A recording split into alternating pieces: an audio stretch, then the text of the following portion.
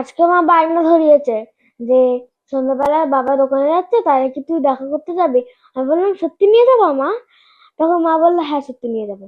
তখন আমি বললাম যে বাবা তাহলে দোকানে ওগুলো গুছিয়ে নি, তারপরে 7টার সময় বাবাকে ফোন করে যাব। তাই জন্য 7টার সময় ফোন করলাম। তারপরে বাবা বললো ঠিক আছে আয়, 2-4টে ইঞ্জেকশন নিয়ে যাস, কারণ তোমরা জানোই যে আমার শরীর খারাপ হয়েছে, সকালে দেখিয়েছিলাম। তারপরে ফোনটা রেখে দিল, মা বাবা কথা বলে ফোনটা রেখে দিল। তারপরে মা বলছে যে আমি যাব না, আমি একটু ঘুমাবো, দুপুরবেলা ঘুমাইনি, আমি একটু ঘুমাবো। আমি বলছি কেন, তুমি এত অসময়ে ঘুমাবো কেন? এখন না ঘুমালে রাত্রেবেলা দেখবে আরামে ঘুমাবে, ফোনও দেখতে পারবে না তুমি, শুবা আর ধবাস ঘুমিয়ে পড়বা। আমারও তাই সেরকমই শরীর খারাপ, তাই ঘুম পাচ্ছে খুব। কিন্তু মাকে বলছি না কিন্তু, কারণ মাকে বললে মা কিন্তু আমাকে আর দোকানে নিয়ে যাবে না।